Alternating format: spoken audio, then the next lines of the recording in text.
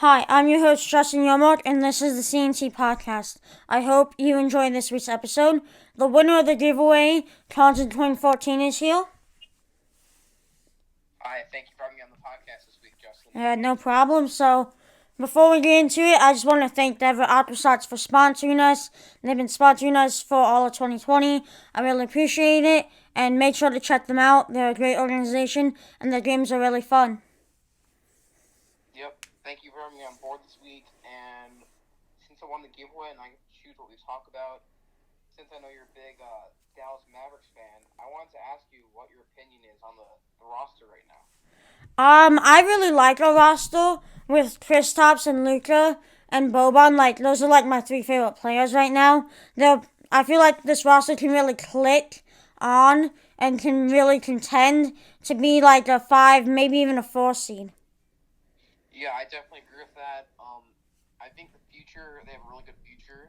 You know, they've got a lot of good picks coming up, and this is a very talented NBA draft this year. So I definitely wouldn't be surprised if I saw them make a trade for a nice first rounder because I think they need a better. I think they definitely need a better point guard.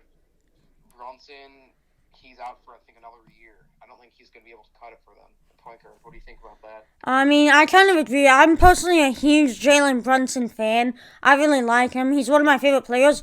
But I absolutely agree. I don't think he can be the starting point guard in a Mavericks contending team. I feel like he could be a backup, but I don't think he's a starting point guard who could be on our contending team. Yeah, he actually Brunson grew up in the town next to me, so he went to our rival school, which is pretty cool. But they're saying the Mavericks will have possibly the 18th pick, which they might be taking a forward, but I definitely think they need to take a guard. I think Berea might retire this year, and I believe that's the last player from like 2011 championship with Dirk. But getting a nice point guard free agency would be pretty big.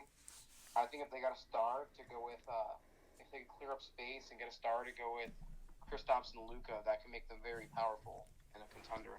I fully agree. I feel like that is something they definitely need to look into to get because I also feel like that would be a really big thing for them to get, and I feel like that is very true. And getting a nice stud point guard in free agency is really good. I personally thought that the Mavericks would be able to lure Kemba in free agency last year, and was Really? really excited to see them play because I genuinely thought we were going to get him. Get who? Kemba Walker. Oh, that would have been insane if they got him. Wow, that would have been great if they got him. They would have Yeah. been so good. But looking right now, it looks like a lot of their veterans are free agents this year, like Tim Hardaway, Courtney Lee, and Brea. So maybe if they let them walk, and if they were able to use all their money towards a nice point guard or trade for one, like let's see, like De'Aaron Fox is a free agent, unless they get re-signed. You know, Jeff Teague. I think they'd have lots of potential. Yeah, I fully agree. However, I feel like I'm pretty sure De'Aaron Fox is a restricted free agent, and the teams are Yeah, gonna match whatever they need to keep him. he'll get re-signed. Yeah, I for sure think he's gonna get re-signed. On the Tim Hardaway Jr. front, I think we should let him walk as he's taking up a lot of money, and we should Yeah, I think use he's that getting money towards a star ridiculous. point guard. Mm-hmm. I don't think he's really doing the job. He's above mediocre, but I'm just really still surprised how the Mavericks kind of scammed the Knicks for Kristaps. Yeah. I mean, we gave up a nice young point guard in Dennis Smith Jr., but like again for Kristaps, it was an amazing deal. Yeah, I mean, you obviously see what happened to Dennis Smith Jr. He was pretty good his rookie year with the Mavericks, and he lost all his playing time. He doesn't really play much anymore because the Knicks have three decent point guards. Yeah, It's kind of a shame to see that, but you know, I think there is a chance he'll go back to the Mavericks. maybe. Yeah, I really wouldn't be surprised if I saw the Mavericks emerge and become a top contending team, competing with the Clippers, the Lakers. You know, I think they have a lot of potential here next year. Yeah, I fully agree. I mean, Luke is only getting better and better. However, there is one problem with this year's team is Luka and Kristaps aren't. They haven't really clicked yet. As like Porzingis is doing a lot better when Luka sits, and Luka's doing better no matter what. And like Kristaps and Luka need to continue to learn how to play together a bit more. Yeah, I definitely agree with that. Like, kind of moving on to a different topic though. Like, one of your baseball teams, Mariners and the Cubs, right? Yeah. I definitely also like with the Cubs, kind of similar to the Mavericks. I think they need to make like one move to come back into that range of a contending team. I think their team is definitely aging. Like John Lester, what is he, 37 or 38? I thought he was 35 or 36. I'm not fully sure of that though. I mean, anyways, like he's getting kind of old. He's gonna end up retiring in the next couple years. I think they definitely screwed up with letting Jake Arrieta go in free agency. But like, I think they need to make two good moves in free agency and just bring in some nice players.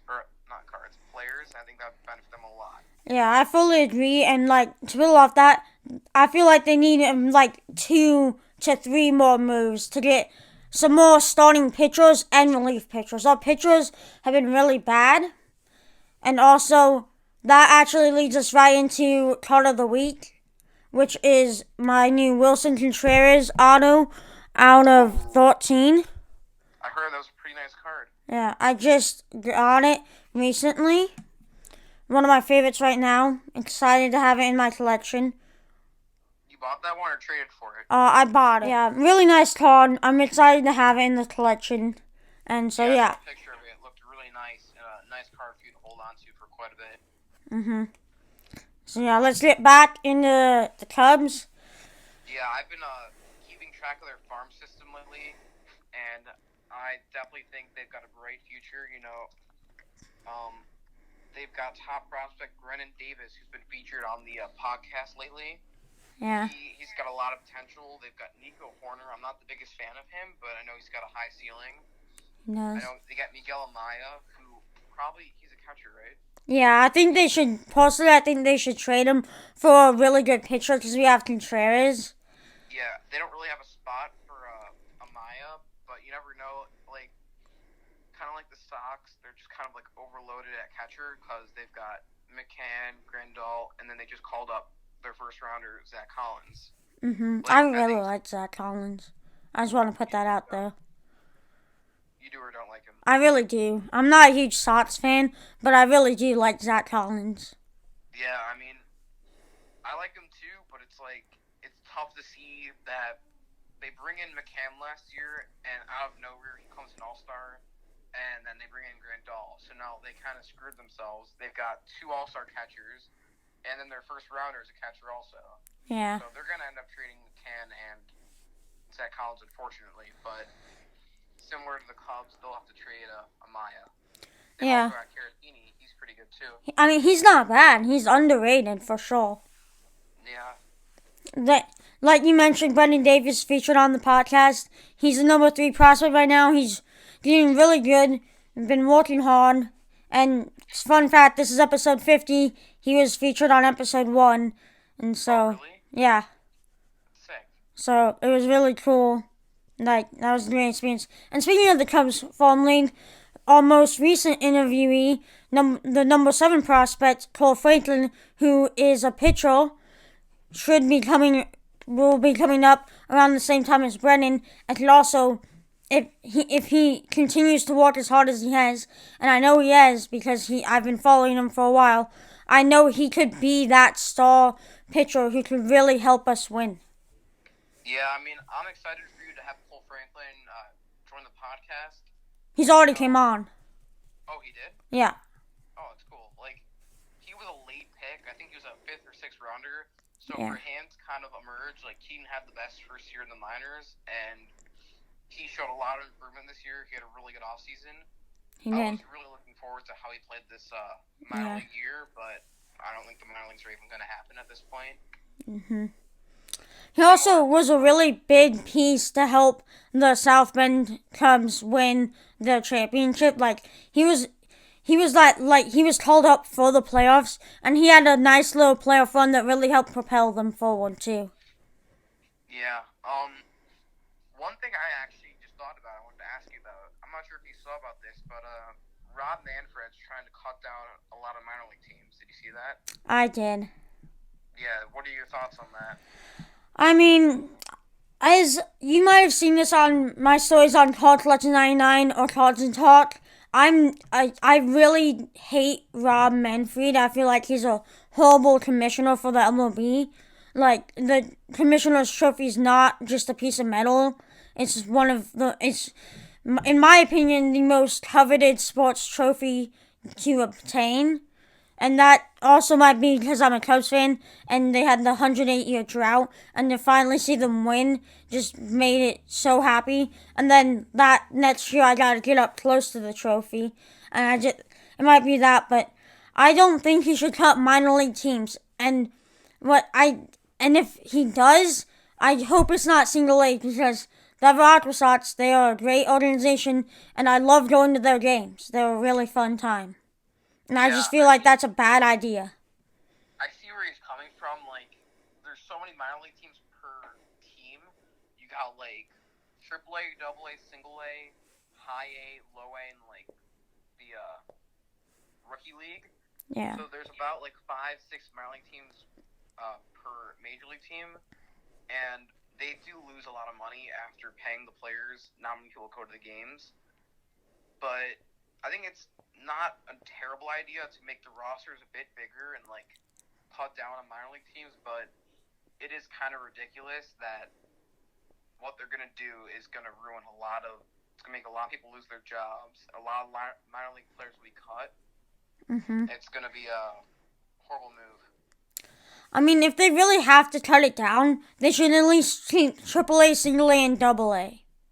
And then just, like, lower and higher A and rookie might have to go if they really have to, but they should keep single, double, and triple A. I think rookie league would be the first one to be gone, just because players play, like, so short there. Like, do you know who Andrew Vaughn is?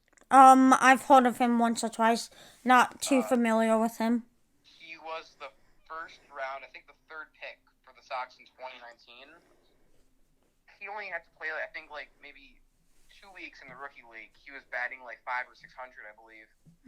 Like, it's just kind of like crazy to see these guys tear up the rookie league. It's not even really necessary. You just put players maybe one level higher.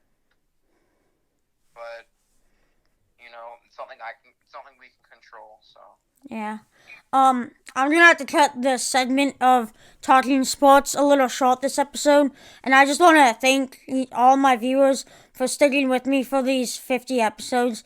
It means a lot to me, and I know for people who've stayed with me for the long haul, know that I used to only do every other Thursday, and that I really tried, and then later went to Saturdays and now Mondays. I just want to thank you all for staying with me and watching this podcast.